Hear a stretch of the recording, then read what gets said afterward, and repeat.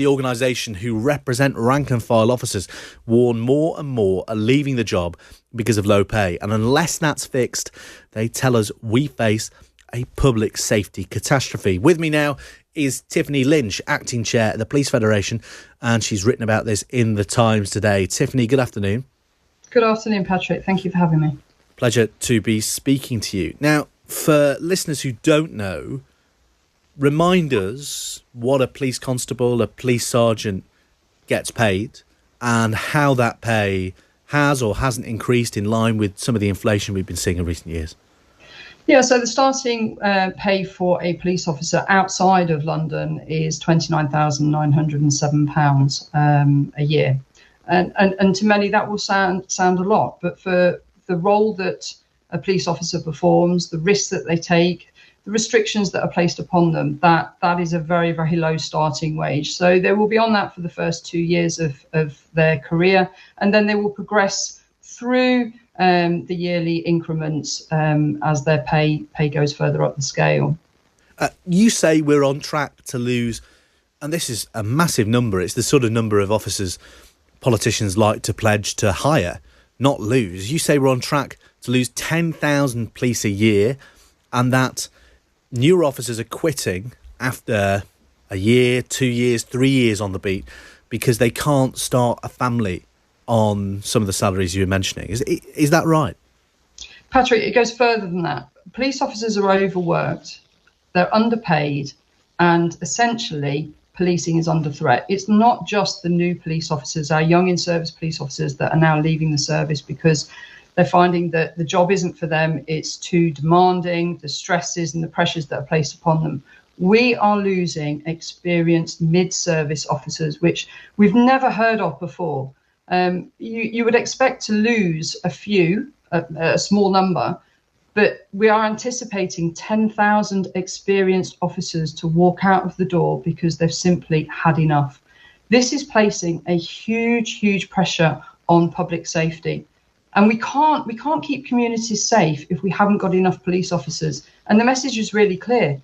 You need to pay police officers a fair wage to keep them in the service, to look after and protect their welfare and well-being so that we can retain that experience and give the public the service that they desperately deserve. Now, you mentioned public safety. There were 6 very senior police chiefs, including Mark Rowley from the Met, who early in the week wrote in the Times asking or saying £300 million extra will be needed to keep the public safe from the government's early release scheme for prisoners. I mean, this clearly is a much bigger systemic issue.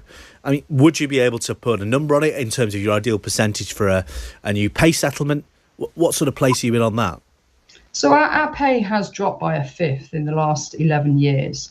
It equates to around 21%. What we are saying to government is that you need to put in a comprehensive strategy to rectify that pay deficit, to keep the experienced police officers within the organisations, which effectively will regain and bolster that public trust and confidence, and ultimately be able to police our communities safely.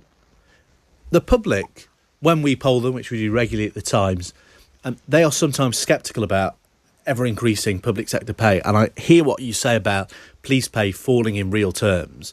I guess the problem for the Police Federation, as compared to some of the other unions representing doctors or teachers or whatever, who are all now threatening strikes because of below-inflation pay rises, despite the pay rises they've been offered by the government this year are above inflation, but they're not big enough in the view of those public sector unions.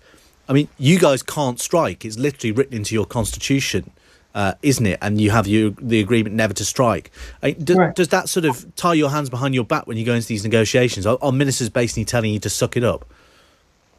That's certainly how it feels. When you look at all of the other public sector departments that have that ability, as you rightly say, we do not have that ability. And essentially, we need to be able to have that mechanism in place, that independent pay mechanism with binding arbitration, so that the pay review body puts forward their recommendations. And what we need are for government to actually grant those recommendations so that we can get the right pay. Do you ever wish you did have the ability to strike? Is that a discussion we'll ever hear?